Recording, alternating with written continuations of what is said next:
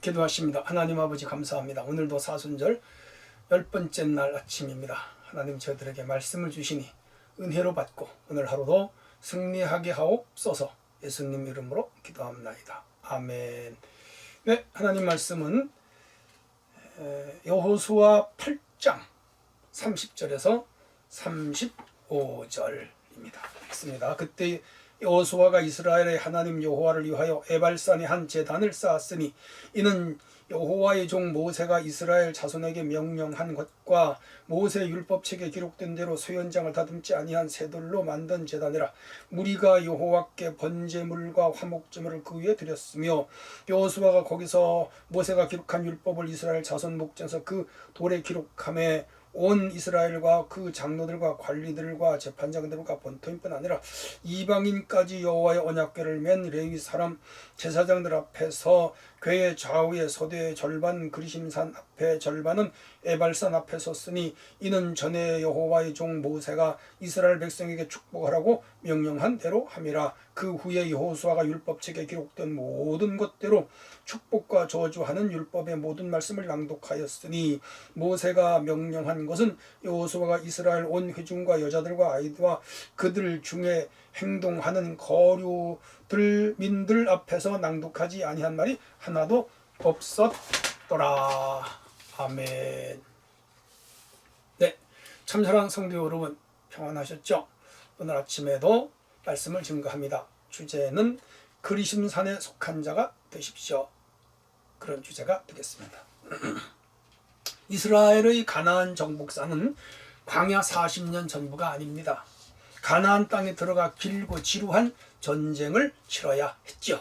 가나안 땅에 원주민 7족속이 살고 있었습니다. 그 족속을 몰아내고 그 땅을 이제 자기들 땅으로 삼아야 됩니다. 그러기 위해서는 그들을 이제 전쟁을 해야 되고 학살도 해야 되고 내쫓아야 되고 집을 뺏어야 되고 이런 과정을 밟습니다. 마치 유럽인들이 북미와 남미의 원주민들을 쫓아내고 오늘의 국가들을 세웠고 또 영국인들이 호주에 건너와서 호주와 또 뉴질랜드에 살던 원주민들을 죽이거나 몰아내고 나라를 세운 것 같은 격입니다. 침략자들의 이야기가 역사이고 패배자들의 이야기는 역사 속에 기록이 안 되어서 사라졌죠. 사실 패배자의 아픔도 우리가 기억해야 됩니다. 승자의 그 역사만 우리가 기억해서는 또 안 되는 면도 있죠. 하지만 폭력이 승리를 정당화해서는 안 된다는 것도 우리는 여기서 기억해야 될 것입니다. 자, 이스라엘은 여리고를 격파하고 이제 파죽지세로 요단 서편을 점령해 들어가고 있는데 아이성을 점령해 들어가다가 그만 전쟁이 크게 졌습니다. 하루에 이스라엘 병사 36명이 죽고 그리고 군대가 많았음에도 불구하고 아이성 백성들에게 졌어요. 안타까운 일이죠. 그 원인은 우리가 잘 아는 대로 아간이 여리고성 전투에서 도둑질을 한 거예요. 그것이 이제 발각이 됐고 죄를 물어 그와 그 일가를 다 아골골짜기에서 죽인 후에 전쟁하여 아이성을 뺏게 됩니다. 아이성을 뺏은 후에 여호수아는 잠시 전쟁을 중단하고 백성들을 이끌고 그리심산과 에발산이 있는 곳으로 이끌고 가요. 북쪽에 있고 세겜 지역에 있는데 상당히 멀어요. 여리고 지역에서. 어쨌든 거기에 가서 이제 백성들을 세우고 이제 그 율법을 낭독하게 합니다. 거기 모든 백성들이 다 참여했어요. 이스라엘 백성들, 이방인들, 원주민들까지 참석을 하겠습니다. 그리고 절반은 12지파니까 그리심산 쪽에, 절반은 에발산 쪽에 세워놓고 거기서 하나님 앞에 제단을 쌓아 제사를 드린 후에 그 율법의 말씀을 돌에다가 회치를 하고 그 위에 하나님의 율법을 꼭 잘 새겨놨습니다. 613가지인데 그것을 다 새겼는지는 모르지만 어쨌든 그 말씀을 새겨놓고 후손 대대에 이 돌에 위에 새긴 이 말씀의 언약을 꼭 지키면서 살아라. 그리하면 하나님께서 이스라엘 백성들을 축복하시고 그렇지 아니하면 이스라엘 백성들을 하나님이 저주하신다. 그렇게 이제 선포를 하게 합니다. 다시 말하면 하나님의 율법을 철저하게 지켜야 너네들이 복을 받는다. 그러한 종교 의식을 여기서 여호와가 감행하게 됩니다. 그런데 이 일은 두 가지 의미가 있다고요. 첫째는 신명기 27장에 보면 모세가 마지막 설교를 하면서 가나안 땅에 들어가거든 이 에발산과 그리심 사이에서 조금 전에 말씀드린 그 행위를 그 의식을 꼭 해라 그렇게 명령했기 때문이며 또 하나는 아간이 여리고 전투에서 도둑질을 하는 것을 보면서 만약에 이 백성들에게 단단하게 훈련을 시키고 또 언약을 재확인하지 않으면 이들이 또 어떤 죄를 질지를 모르고 그로 인해서 하나님께 징벌을 받을지 모른다는 위기감과 두려움이 여호수아에게 있었던 것 같습니다. 이렇게 해서 이 그리심산과 에발산 사이에 백성들을 데리고 가서 종교의식을 행하고 단단하게 백성들에게 언약을 지킬 것을 다짐하게 하는 것을 볼 수가 있습니다. 자, 그렇다면 이 의식을 통해서 우리가 무엇을 깨달을 수 있을까요? 이 의식 속에 담겨진 의미가 무엇일까요? 첫 번째 주제입니다. 언약에 대한 재확인입니다. 공자는 선성실을 주장했고 고자는 성악설을 주장했습니다. 법치설을 주장한 사람도 있고 선과 악이 인간에게 공존한다고 하여 혼재설을 주장한 사람도 있습니다. 기독교는 성악설, 선선설이 아니라 타락설을 주장하고 있고 죄에서 인간이 구원받는 길은 오직 속죄에서 가능하다. 그래서 속죄설 혹은 대속설을 주장하고 있습니다. 인간이 하나님의 은혜에 의해 죄를 속함받았다. 그렇죠. 근데 그 하나님과의 언약을 잘 지키는 자들에게 이 속죄설이 해당이 되고 하나님과의 언약을 깨면 하나님이 우리를 위하여 독생자를 보내어 죄를 속했어도 그 사람에게는 해당이 되지 않습니다. 그래서 우리는 언약설이라고도 합니다. 자, 언약과 계약이라고 하는 것은 법적 용어이지요. 결과론적으로 유대교나 기독교는 법치설을 따르는 것이고 인간의 구원은 신과 인간의 법치 안에서 가능함을 성경은 가르치고 있습니다. 그래서 구약과 신약, 올드 테스타멘트, 뉴 테스타멘트, 그 계약이라는 뜻이며 하나님과 인간이 일정한 계약을 맺었다. 즉 법적인 문제이죠. 그래서 그 계약, 법을 잘 지키면 구원을 받고 그 법을 어기면 구원을 못 받고 법을 잘 지키면 축복을 받고 법을 어기면 축복을 못 받는다. 이것이 성경 전체에 흐르는 사상이다. 그렇게 말할 수가 있습니다. 자, 중요한 것은 옛날과 새날의 기준은 누구냐? 예수 그리스도이죠. 그래서 우리가 예수 그리스도를 중심으로 이전, 옛날을 주전, before Christ 그렇게 말합니다. 그리고 예수를 중심으로 이후를 우리가 AD, Anno Domini 그렇게 말을 합니다. 중요한 것은 옛 것은 율법이고 새 것은 복음인데 율법도 그리스도 그리고 복음도 그리스도를 말하고 있습니다. 다시 말하면 그리스도를 중심으로 그리스도와 맺어진 언약을 잘 지키면 구원과 상급이 있고 그 법을 잘 지키면 축복을 받고 그 법을 어기면 형벌과 또한 지옥에 그리고 저주가 있음을 우리에게 상기시키고 있습니다. 자, 중요한 것은 예수 그리스도를 중심으로 맺어진 언약을 우리가 새 언약 그렇게 말합니다. 이 언약을 우리는 은혜 언약이라는 신학 용어를 사용하기도 합니다. 자, 그런데 그리심산은 해발 854m이고 에발산은 해발 920m입니다. 두 산은 양쪽에 둥그런 한국으로 말하면 묘지같이 띄어 있는데 마치 여성의 가슴과 같은 그런 모습을 하고 있고요. 전라북도 부안에 있는 마이산과 비슷한 형태를 띠고 있습니다. 근데 상당히 높아요. 자, 그런데 이제 그 산 중간에서 이스라엘 백성들은 하나님 앞에 종교의식을 행합니다. 그리심산을 축복의 산으로 에발산을 저주의 산으로 그렇게 그들이 말하고 그리심산에 있는 사람들 에발산에 있는 그 12지파를 두 조로 나누어서 서게 하고 하나님의 언약을 지키면 그리심산에 서 있는 사람들처럼 축복을 받을 것이며 하나님의 말씀을 어기면 에발산에 있는 사람들처럼 저주를 받을 것이다. 이런 종교의식을 행하게 됐습니다. 근데 그래서 에발산에 있는 사람들은 저주받았다는 얘기는 아닙니다. 하나의 종교적 의식이었다. 그 말입니다. 아까 말씀드린 대로 아간이 여리고성을 점령할 때 도둑질했잖아요. 백성들에게 여호수아가 누누이 도둑질하지 말으라고 탐내지 말으라고 훔치지 말으라고 말했지만 백성 중에 아간 같은 자가 일어나서 그만 아이성 전투에서 크게 패하고 하나님의 영광을 가리고 36명의 젊은 청년이 죽는 불행한 일이 일어났던 것을 여호수아는 기억하면서 부랴부랴 이 산으로 올라와서 이런 종교의식을 행하고 백성들에게 철저하게 단속하여 다시는 앞으로 언약을 어기거나 하나님의 말씀을 깨트리는 일이 없도록 다짐하는 장면을 볼 수가 있습니다. 우리에게 가장 중요한 것은 하나님의 언약에 대한 재확인입니다. 성경은 하나님과 우리와의 계약이요 약속입니다. 이 말씀을 잘 들어야 돼요. 잘 배워야 돼요. 잘 읽어야 돼요. 잘 실천해야 돼요. 그래야 우리가 복을 받습니다. 이 율법의 말씀, 복음의 말씀을 어기고 지키지 않는 자에게는 징벌이 따릅니다. 궁극적으로는 구원을 상실하게 됩니다.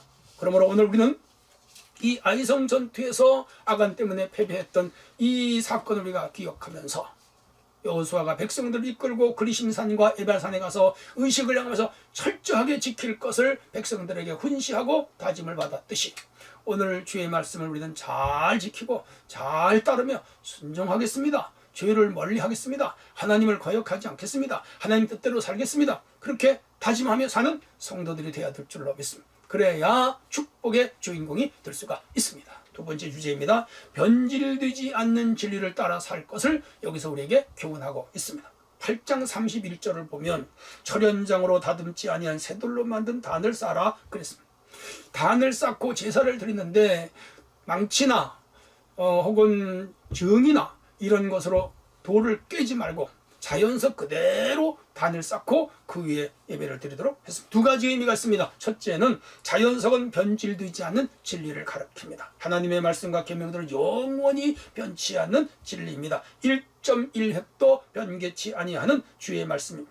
세상의 모든 진리와 학설들은 변합니다. 새로운 학설이 나오면 이전 학설들은 사라지고 맙니다. 중세 천동설이 맞다 그랬는데 지동설이 나오니까 천동설은 없어졌죠.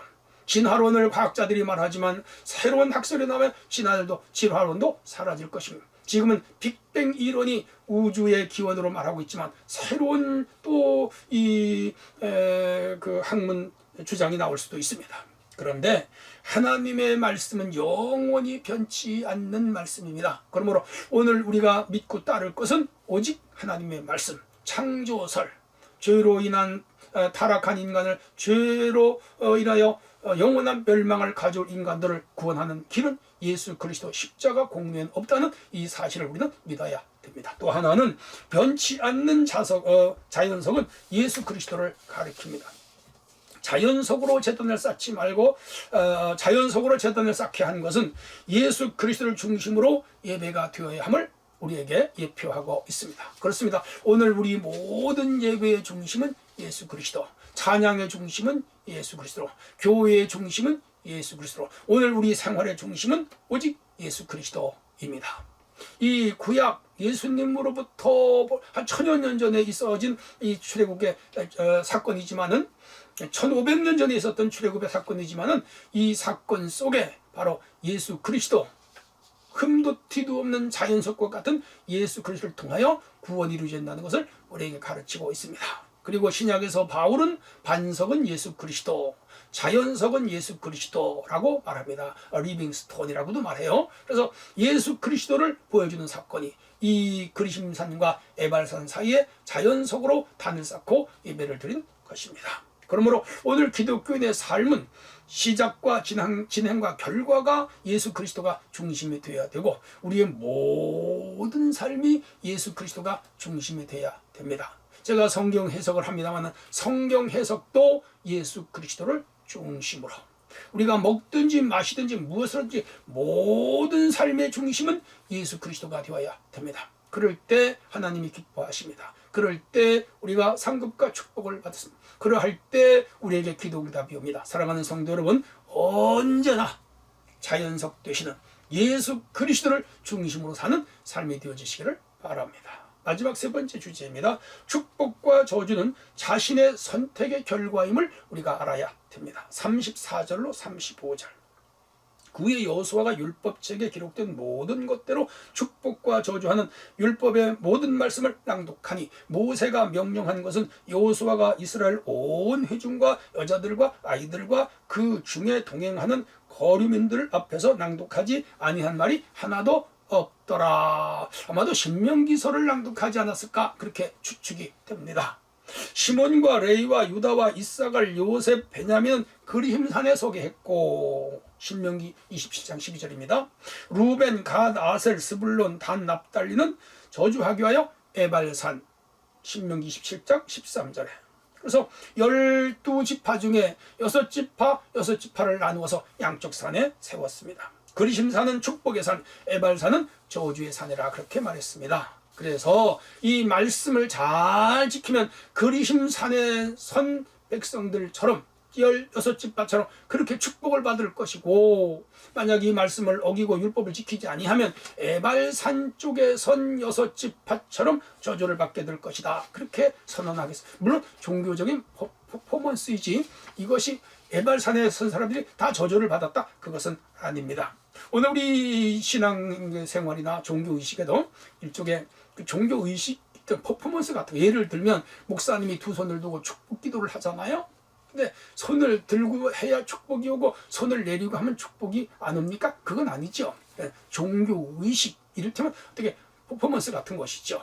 중요한 것은 여기 6지파 두 편으로 나누어 세웠는데 한쪽은 저주받고 한쪽은 축복받는 것이 아니라 종교의식으로서 행해질 엄숙하고 거룩한 사건이었다. 그렇게 이해하시면 될 것 같습니다. 중요한 것은 축복을 받고 저주를 받는데 그 선택을 누가 하느냐? 여기서 중요한 게 있습니다. 누가 하지요? 내가 하는 거예요. 하나님의 말씀, 하나님의 진리는 모든 사람들에게 공평하고 공정하게 주어졌어요. 근데 그 말씀을 듣고 순종하는 사람이 있고 불순종하는 사람이 있고 거역하는 사람이 있고 받아들이는 사람이 있습니다. 신명기 28장이 있습니다. 그래서 내 말을 듣고 순종하는 자는 나가도 들어가도 복을 받고 떡반죽 그릇이 복을 받고 우양의 새끼가 복을 받고 몸의 소생이 복을 받고 다 복을 받는다. 그런데 내 말을 듣지 아니고 거부하는 자는 나가도 저주받고 들어가도 저주받고 떡반죽 그릇이 저주받고 우양의 새끼가 저주를 받고 몸의 소생이 저주를 받는다. 15절부터 그렇게 나와요. 그러니까 선택은 누가 하느냐? 축복도 내가 선택하고 저주도 내가 선택하는 거예요. 일종의 중립과 같은 거예요. 누가 선택하느냐? 선택한 자의 몫이에요. 사랑하는 성도 여러분, 하나님의 축복의 말씀이 선포되고 진리의 말씀이 선포될 때 그 말씀을 받아들이고 순종하여 여러분이 축복의 주인공들이 될 수 있기를 바랍니다. 저주의 대상이 되지 않기를 바랍니다. 자, 순종이 뭐 이런 거죠. 주일날 교회 가는 건 누가 선택합니까? 내가 선택합니다. 수요일날, 금요일날 새벽 예배 들어가는 거 누가 선택합니까? 내가 선택합니다. 11조, 감사, 건축, 선교, 헌금 드리는 거 누가 선택합니까? 내가 선택합니다. 맞아요. 예배 생활을 하고 안 하는 건 누가 선택합니까? 내가 선택합니다. 죄를 짓고 안 짓는 건 누가 선택합니까? 내가 선택합니다. 그러므로 하나님의 말씀을 잘 따르고 순종하는 것은 복을 받아요. 내가 선택했기 때문에. 근데 하나님 말씀을 따르지 않고 불순종하면 저주를 받아요. 복을 못 받아요. 왜? 내가 선택한다래요. 하나님 왜 선택하게 했습니까? 왜 불순종하게? 하나님은 불순종하게도 안 하고 선택하게도 안 해요. 그거 하는 건 내가 하는 거예요. 양심의 자유, 자유의지의 자유를 인간에게 주신 거예요. 선악과를 따먹을 수도 있고 안 따먹을 수도 있는데 그 선택은 누가 해요? 사람이 한 거예요. 근데 안타깝게도 아담과 하와가 선악과를 따먹는 쪽을 선택하여 저주를 받은 거예요. 어떤 사람은 선악과를 왜 만들었습니까? 그 말도 안 되는 거예요. 한강다리가 있잖아요. 그 다리는 사람이 건너가라고 만든 것이지 거기서 뛰어내려서 자살하라고 만든 거 아니에요. 만약에 거기서 뛰어내려 자살한 사람이 왜 한강다리를 만들어 놨습니까? 그건 말이 안 되죠. 그건 다 그를 건너가라고 만든 것이지 뛰어내리려고 만든 거 아니에요. 자기가 뛰어내려놓고 다리 만들었다고 탓하는 것과 똑같은 것이죠. 선악과를 왜 만들었냐? 말도 안 돼요. 따먹은 자의 잘못. 왜 선택했냐? 그게 문제가 되는 것이죠. 고로 오늘 축복과 저주는 그런 거예요. 하나님 말씀을 잘 지켜서 아간처럼 저주받지 말자. 아브라함과 이삭과 야곱처럼 축복을 받자. 그 말이죠. 사랑하는 성도 여러분, 구원의 원리도 같습니다. 예수님이 십자가에 달려 죽은 사건과 피 흘린 보혈이 나를 위하여 흘리셨고 나를 구원하기 위하여 이 십자가 사건이 있었다는 걸 믿고 받아들이고, 그리고 예수님을 따르면 성령도 주시고 믿음도 주시고 달란트도 주시고 직분도 주시고 사명도 주셔서 그 일을 잘 감당하여 충성된적으로 하늘나라 가게 할 것이고, 그걸 믿고 따르지 아니하는 자들에게는 우리가 누릴 영적 육적 모든 축복이 제외되는 것이지요. 고로 오늘 에발산 그리심산 두 산 사이에서 그리심산을 축복으로 에발산을 저주로 주님이 삼으셨다면 우리가 그리심산에 섰던 성도들처럼 축복의 대상으로 살아가는 것이 옳다, 그런 얘기입니다. 사순절 기간에 내가 축복의 사람이 될까 저주의 사람이 될까, 선택은 나에게 있고 결과도 하나님이 잘 선택한 자에게 주신다는 이 원리를 깨닫고 순종으로 승리하는 우리 모든 성도들이 되어지시기를 바랍니다. 기도합니다. 하나님 아버지 감사합니다. 그리심산과 에발산의 사건을 통하여 주여 그리심산에 섰던 축복의 주인공들이 되도록 우리에게 은혜와 믿음을 더하여 주옵소서. 예수님 이름으로 기도함나이다. 아멘.